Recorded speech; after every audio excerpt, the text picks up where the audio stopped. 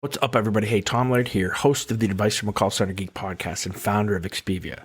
For exceptional contact center outsourcing, trust Expedia.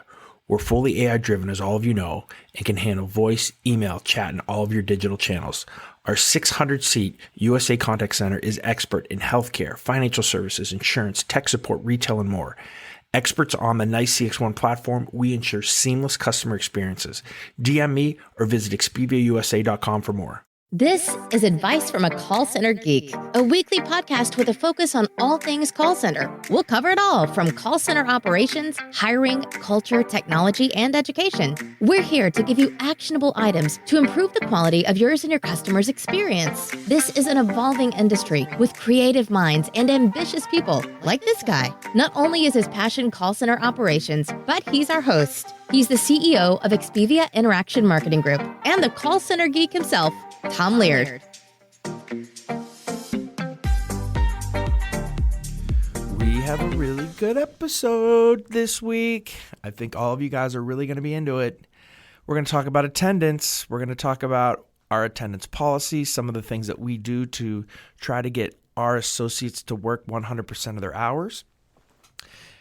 It's the second most requested topic that I keep getting in my emails and keep getting on LinkedIn. Number one, of course, we all know is call center games. You guys love them.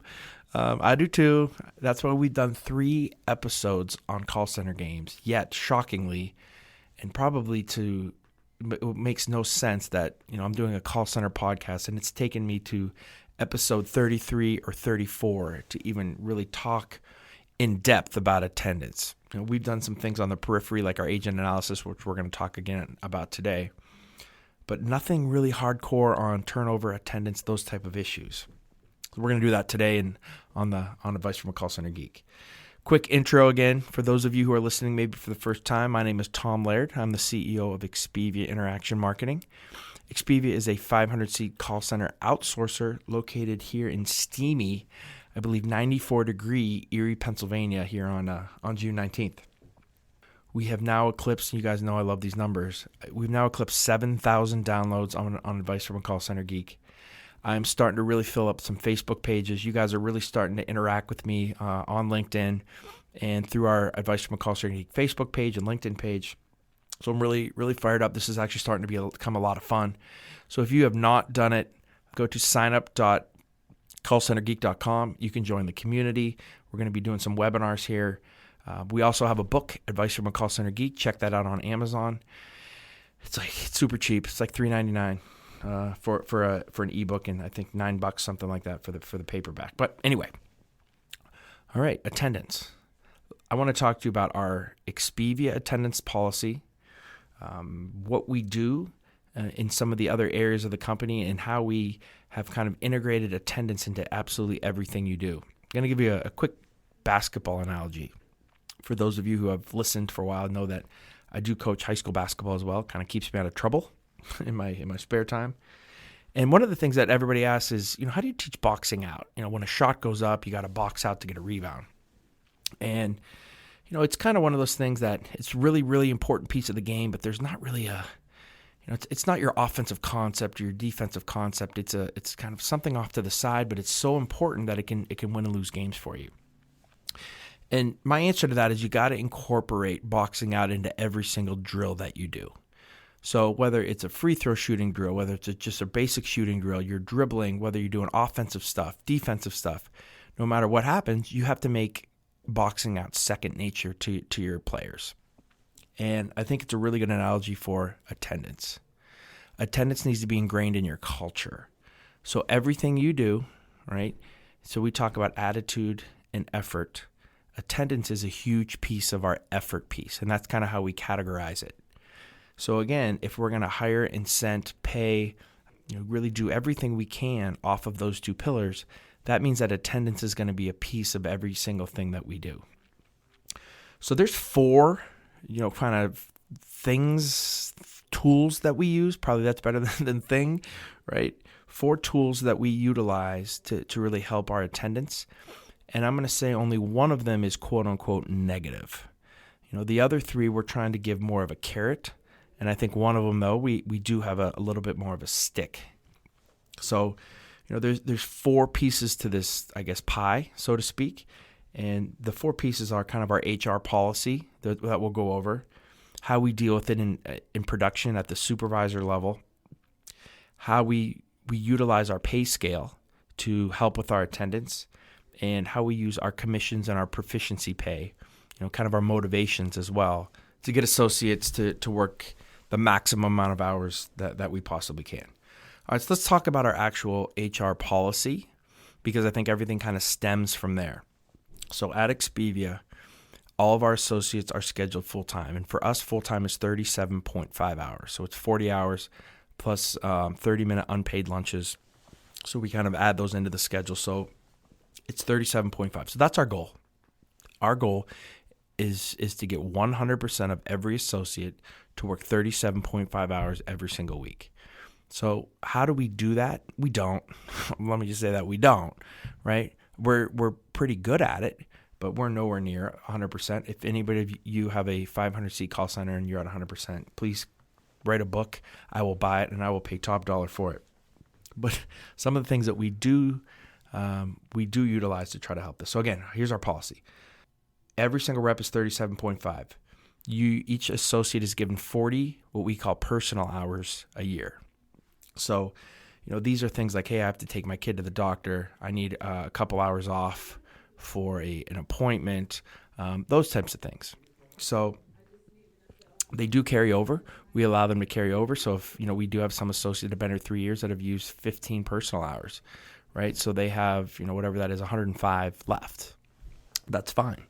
So again, anytime that they need to call off, anytime that they need to take their kid to an appointment, now they're unpaid, right? They're unpaid, but they're approved, right? Especially if they're, in that 2 weeks ahead of time, filling it out. We understand that sometimes you can't give 2 weeks, and we're not real sticklers on that, but just don't want to be like, hey, I'm leaving right now. I'm using my personal time.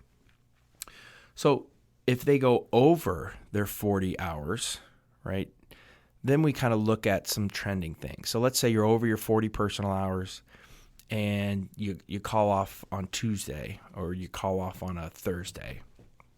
And so you miss 2 days during the week. We're going to look at your trending 12, 8, and 4-week averages, right? So if we see a trend of you starting to miss more and more and more time, that's when the alarm bells are going to go off. And that's when we're probably going to put you on some type of probation or some type of improvement plan for your attendance.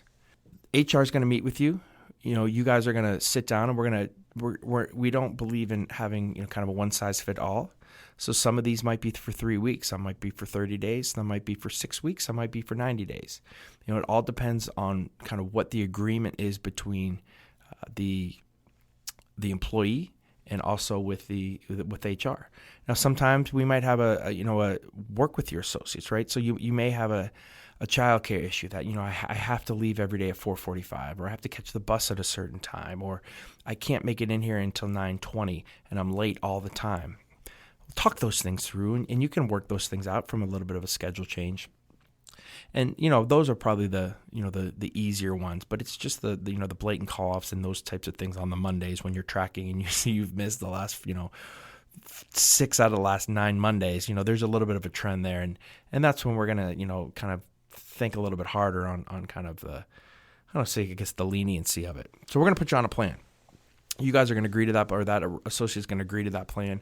That plan's then going to go out to the supervisor. So the next level of this is how production deals with these type of attendance issues. So let's not even say an attendance issue, because we'll get to that here in a second.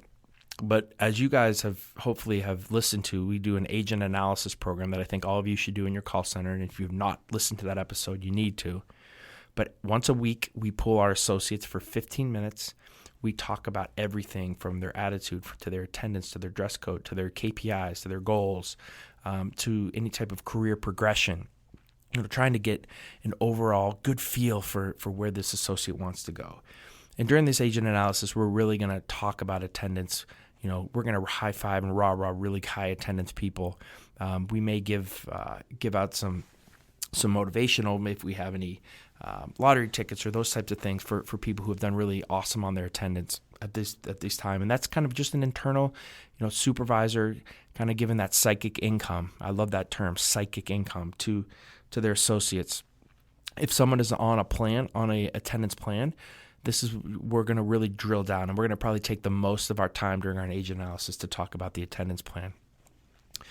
Our HR personnel is also meeting with these associates once a week at different times during the week to make sure that we're not going to get to the end of our plan in 90 days and just have surprise, you were still missing a ton of days, right?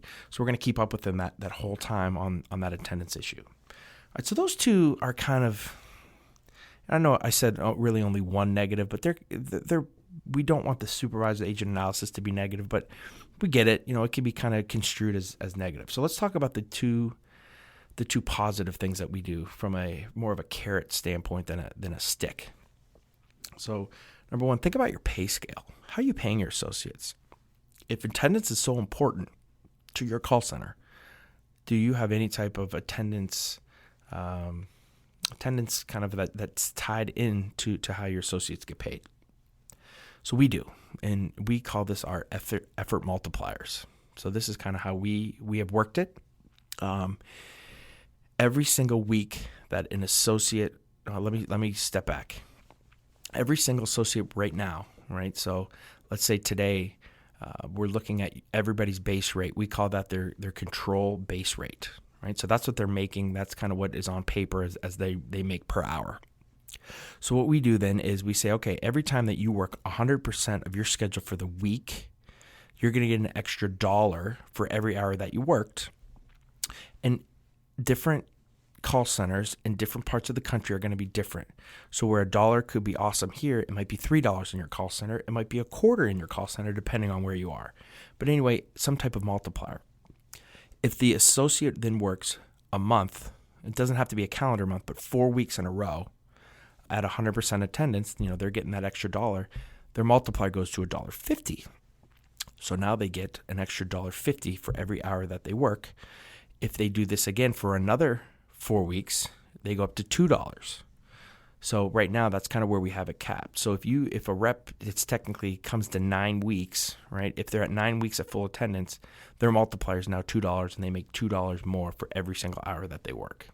So we've kind of, looked at the attendance thing and said, guys, you don't have to have a better attitude. You don't have to have more sales. You don't have to have more cross sales. You don't have to have better QA.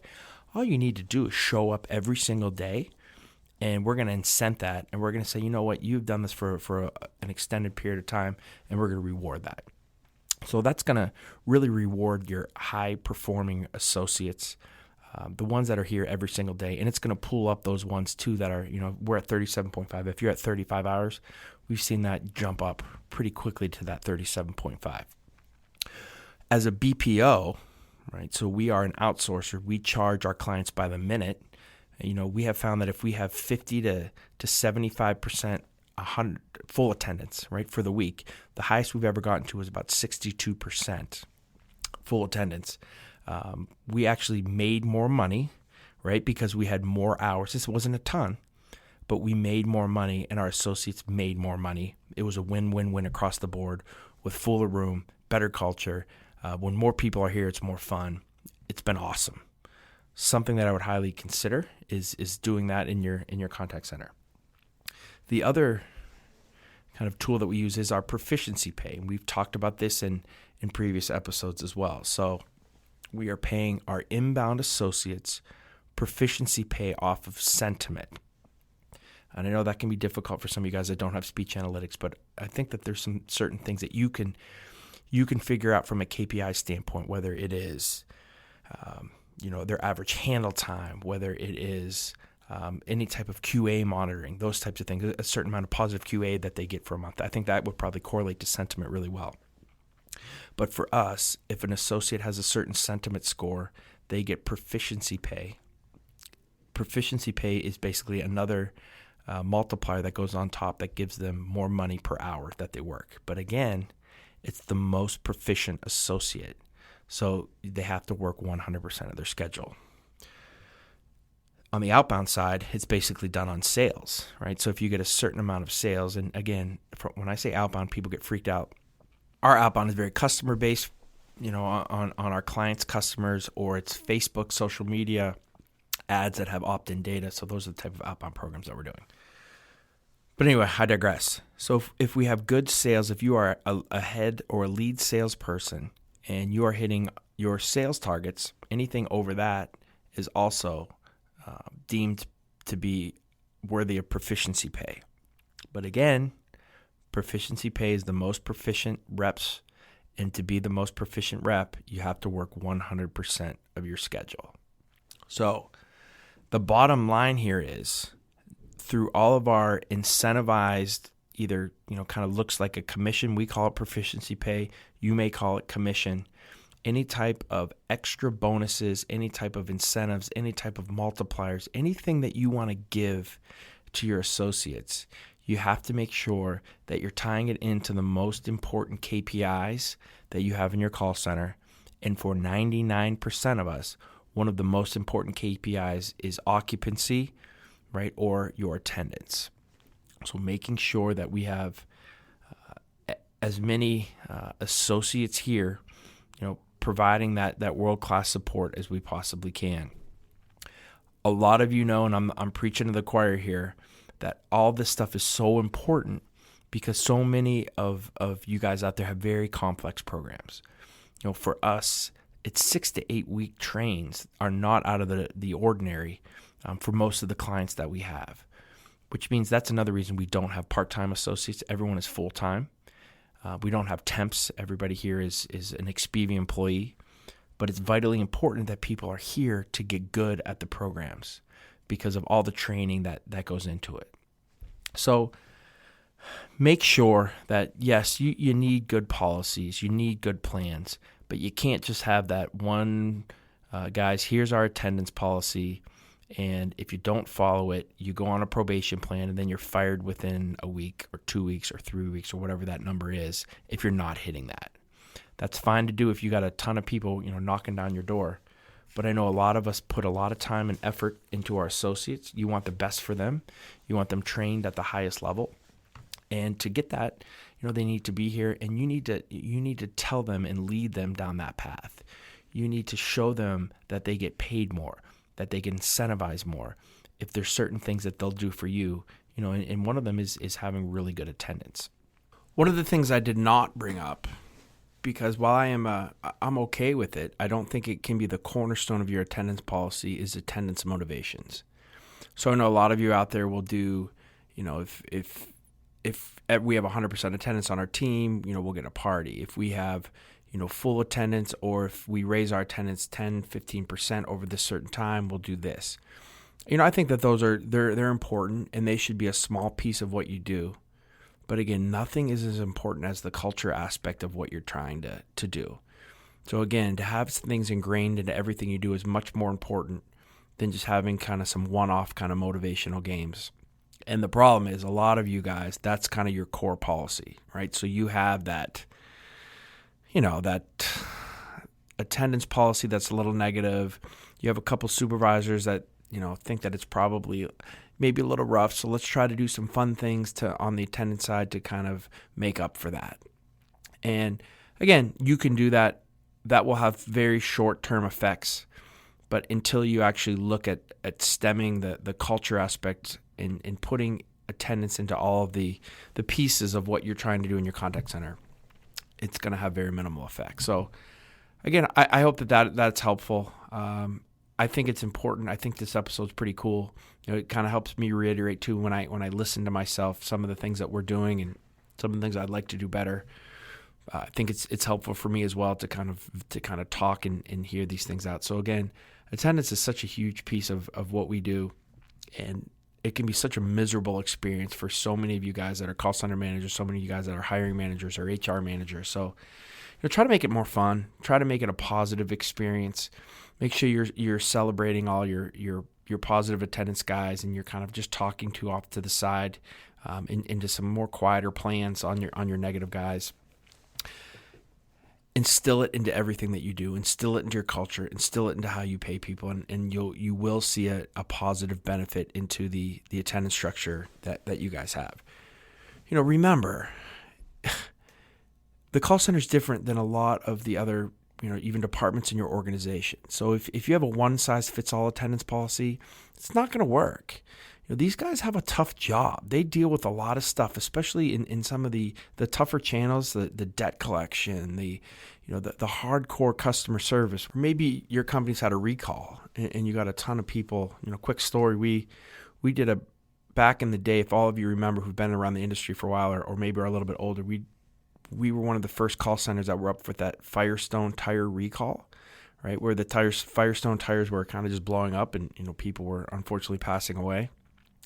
And so we were one of the first call centers to get up and to handle the recall of that. And dude, the amount of, I just said dude, but the amount, I guess that's how much it gets to me, the amount of pain that our associates felt, it almost wasn't worth the money.